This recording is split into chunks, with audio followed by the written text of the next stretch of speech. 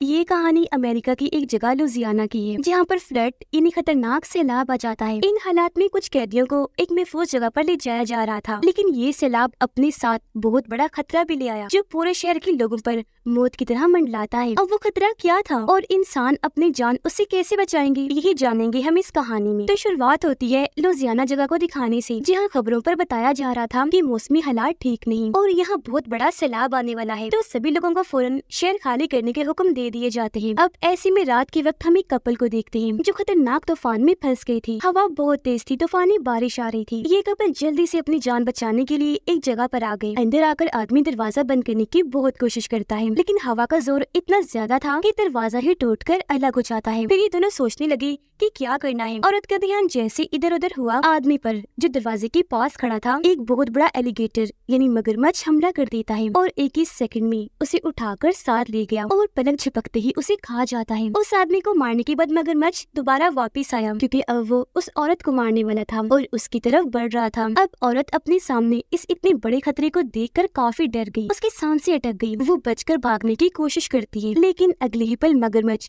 उस पर भी हमला करके उसका भी काम तमाम कर देता है और उसे कच्चा ही खा गया। यहाँ पता चला कि ये बस एक ही मगरमच्छ नहीं है, बल्कि इस जैसे और भी कई सारे थे जो सैलाब की वजह से समंदर से यहाँ आ गए और पूरे शहर में घूम रहे हैं, जिससे हम समझ पाए कि यही वो खतरा था। अगले दिन हमें एक जेल बस दिखाई गई, जिसके अंदर कैदियों को ले जाया जा रहा था, क्योंकि उन्हें जिस जेल में रखा गया था वहाँ अब सैलाब की वजह से पानी भर गया था। तो इन्हें अब किसी महफूज जगह पर ले जाया जा रहा था। बस में 2 पुलिस ऑफिसर्स और 5 कैदी थे। अब यहाँ बारिश इतनी तेज हो रही थी कि इनका अपनी मंजिल पर पहुँचना नामुमकिन लग रहा था। इसलिए एक ऑफिसर कहता है कि आज रात गुजारने के लिए हमें कहीं रुकना होगा। हमारे रास्ते में एक पुलिस स्टेशन आता है, तो हम वहीं रुक जाएंगे। अब इनके पास जो 5 कैदी थे सभी ने कत्ल किए थे, जिस वजह से इन्हें उम्र कैद की सजा थी। वो यहाँ चुपचाप बैठे हुए थे, क्योंकि उन्हें एक उम्मीद नजर आ रही थी। वो सोच रहे थे कि सैलाब का फायदा उठाकर हम यहाँ से भाग जाएंगे। अब हमें वो पुलिस स्टेशन दिखाया गया जो इनके रास्ते में आने वाला था, जहाँ ये रात रुकने वाले थे। यहाँ के शेरिफ यानी सीनियर पुलिस ऑफिसर एक औरत थी, जिसके साथ यहाँ 2 डेप्यूटीज ड्यूटी पर थे। शेरिफ के डैड जो खुद भी शेरिफ थे, उनकी मौत हो गई थी, जिसके बाद से उसने अपने डैड की जगह संभाल ली।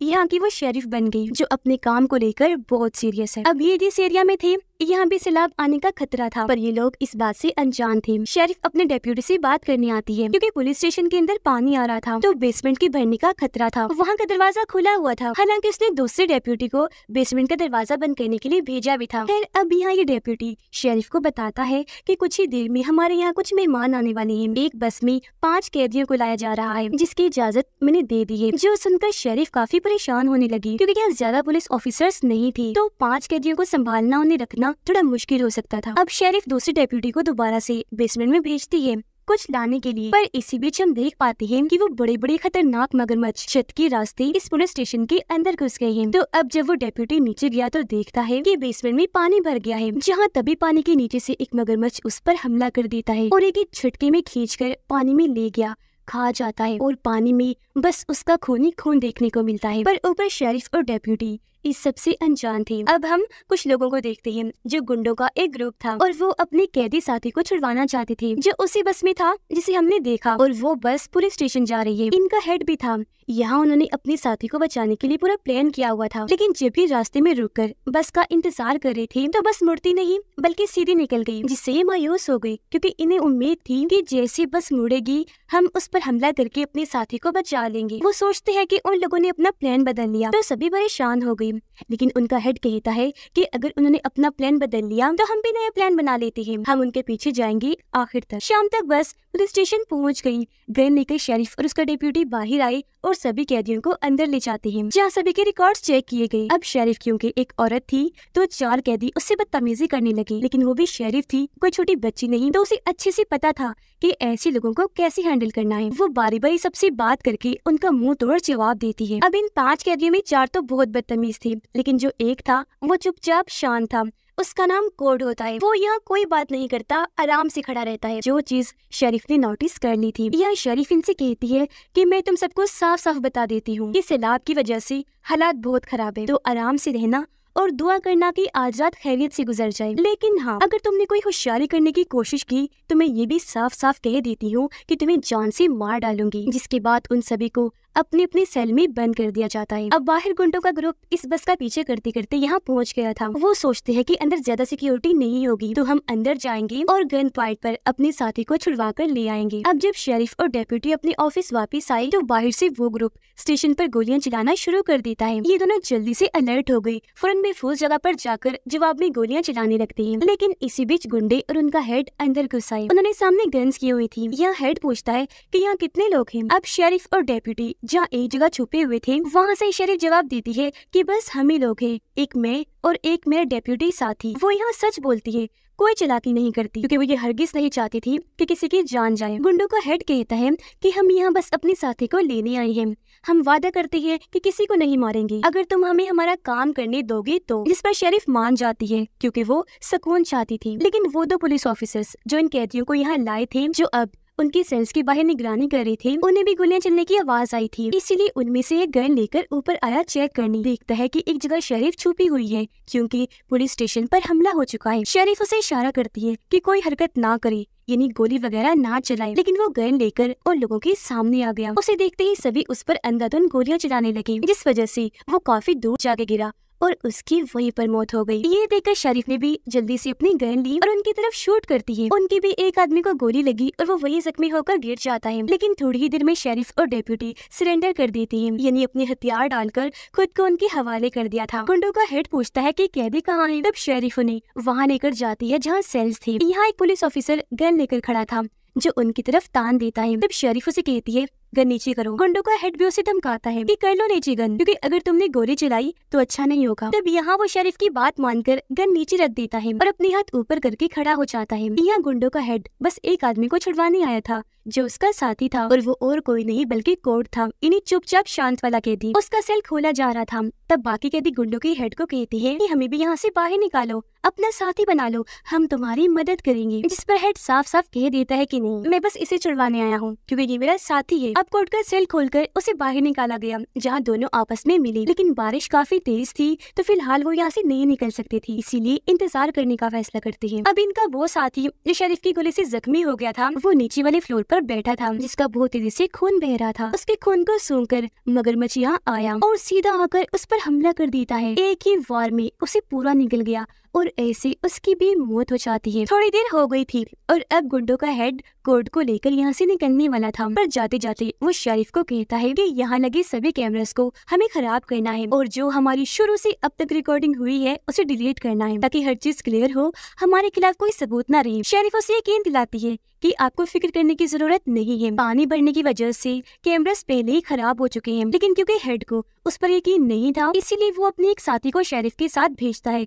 कैमरास को बंद करने के लिए। हेड की साथी जब शरीफ को ले जा रही थी तो यहाँ दोनों की बातें हुई। वो शरीफ को कहती है कि मैं भी एक ऑफिसर बन सकती थी, लेकिन मेरी किस्मत में कुछ और ही लिखा था। नीचे जब भी आ रही थी तो देखती है कि बेसमेंट में भी पानी भर चुका है, जो देखकर हेड की साथी को यकीन आ गया था कि ऐसी तो कैमरास खराब हो गए होंगे और रिकॉर्डिंग्स भी नहीं हुई। इससे पहले वो यहाँ से जाती शरीफ को एक फ्लैशलाइट दिखी जो पानी में पड़ी थी। वो उसे उठाने पानी में गई तो पता चला कि ये तो दरअसल उनके डेप्यूटी साथी का कटा हुआ हाथ है जिसके हाथ में वो फ्लैश लाइट है। ये देखकर शरीफ काफी घबरा गई, फौरन हाथ को छोड़ देती है, परेशान रह गई कि ऐसा कैसे हो गया। हेड की साथी भी डर गई। वो अभी सोच रही थी कि तभी मगरमच्छ सीढ़ियों से नीचे उतरता हुआ वहाँ आ जाता है। उसे देखकर दोनों की होश उड़ गई। हेड की साथी गन उसकी तरफ करती है, लेकिन डर की वजह से ठीक टाइम पर शूट नहीं कर पाई। मगरमच्छ एकदम आकर उस पर हमला कर देता है, उसे काट कर खींच कर पानी में ले गया और ऐसे उसकी भी मौत हो गई। ये देखकर शरीफ काफी डर गई, अपनी जान बचाने के लिए वहाँ से जाने लगी, लेकिन वो उसके आस पास ही था। ऊपर से पानी का लेवल भी बढ़ता जा रहा था, इस वजह से मगरमच्छ शरीफ के और करीब आ गया। तब शरीफ उसे दरवाजे से धकेल कर बाहर करके दरवाजा बंद कर लेती है। अब जब गुंडों का हेड नीचे वाले फ्लोर पर आया अपने जख्मी साथी को देखने के लिए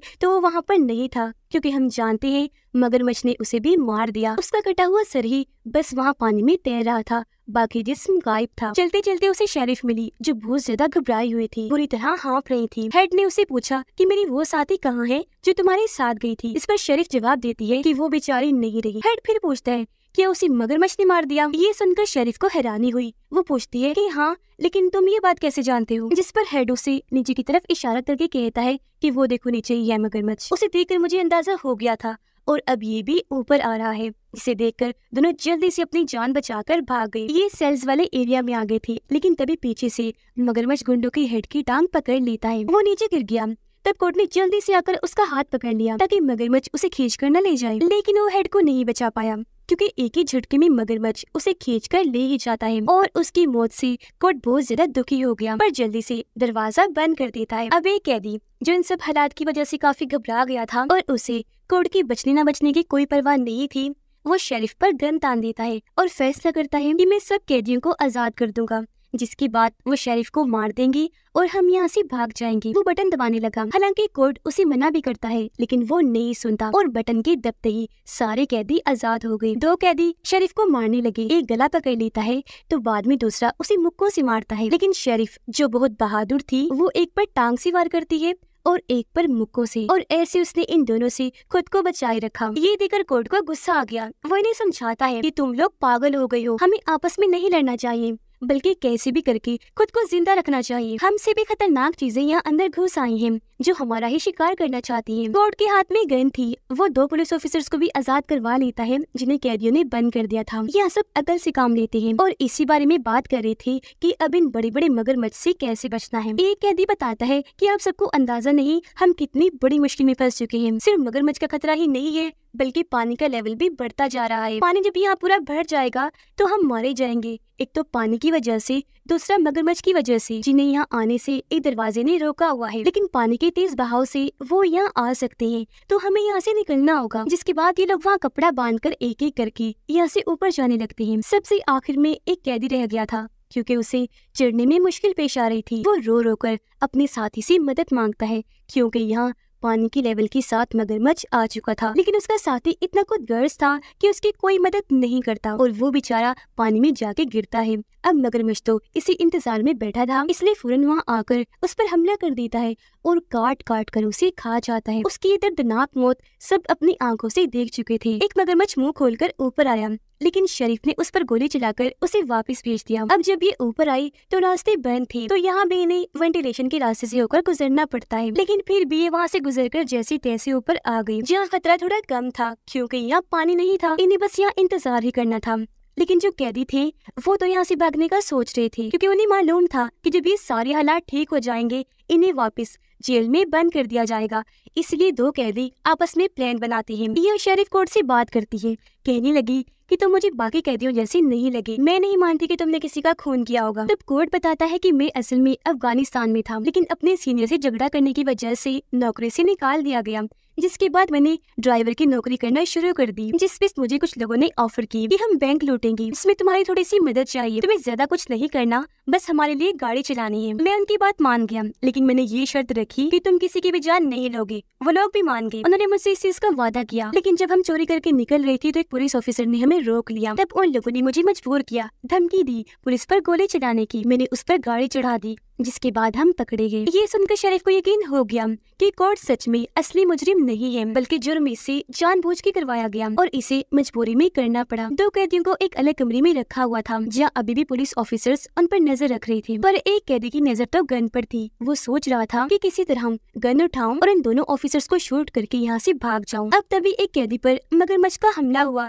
जिससे वो जख्मी होकर नीचे गिर जाता है। मगरमच्छ को देखकर शरीफ और कोर्ट उस पर गोलियां चलाने लगते हैं। इससे उन दोनों ऑफिसर्स का ध्यान कैदी पर से हट गया। तब मौका समझकर वो जल्दी से उस जगह पर आकर गन उठा लेता है। सबसे पहले वो शूट करके दोनों ऑफिसर्स को मारता है, लेकिन जब एक कैदी उसे रोक रहा था तो वो उससे भी लड़ने लगा। अब जिसे मगरमच्छ ने जख्मी किया था उसे मगरमच्छ पूरा ही मारकर खा जाता है। अब यहाँ भगदड़ की वजह से छत नीचे गिर गई, जिससे एक रॉड कैदी के अंदर घुस गया और वहीं उसकी मौत हो जाती है। शेरिफ और कोर्ट ने उस पर बहुत सारी गोलियां चलाई, पर वो इतना बड़ा और खतरनाक था कि एक भी गोली उसका कुछ बिगाड़ नहीं पाई। अब कोर्ट उस कैदी के पास आया जिसके अंदर रॉड घुसा हुआ था। तब कोर्ट उसके जिस्म से रॉड निकालकर अपने पास रख लेता है। शेरिफ और कोर्ट को बचाने के लिए एक कैदी मगरमच्छ का ध्यान भटकाने की कोशिश करता है, उसके सामने आ गया, लेकिन वो तो इतना बड़ा और चालाक था कि झट से उस पर हमला करके उस कैदी को खत्म कर देता है। उसका खात्मा करने के बाद मगरमच्छ बाकी बचे दोनों पर भी हमला कर देता है और खींचकर बारी बारी अपने साथ ले गया। और अब यहाँ सिर्फ 2 ही लोग बचे थे,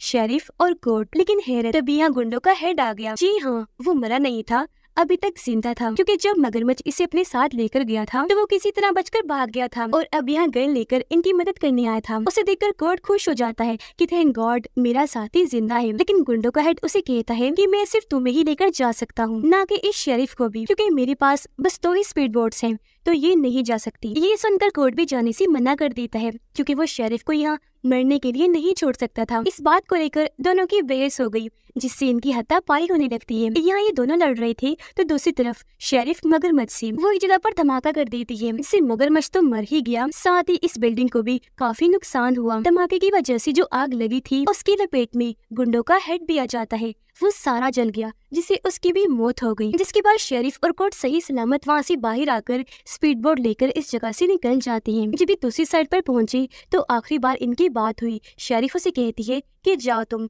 भाग जाओ, बात की जिम्मेदारी मेरी है, मैं लिख दूंगी कि सारे कैदी मारे गए थे। जिस पर कोर्ट मुस्कुराते हुए कहता है, शेरिफ मुझे अभी मत मारो, ओके, क्योंकि हम दोनों दोबारा मिलेंगे। जो कहकर दोनों एक दूसरे को अलविदा कहते हैं और अपने अपने रास्ते पर निकल गए। तो ये थी कहानी खतरनाक खूंखार एलिगेटर्स की, जो इतने खतरनाक है कि एक ही झटके में इंसान को निगल जाए। लेकिन शेरिफ और कोर्ट जो बहादुर होने के साथ साथ अच्छे भी थे, उन्होंने किसी का भी बुरा नहीं चाहा, तो आखिर में वही बच गए। और इसी के साथ इस फिल्म की कहानी यहीं पर खत्म हो जाती है।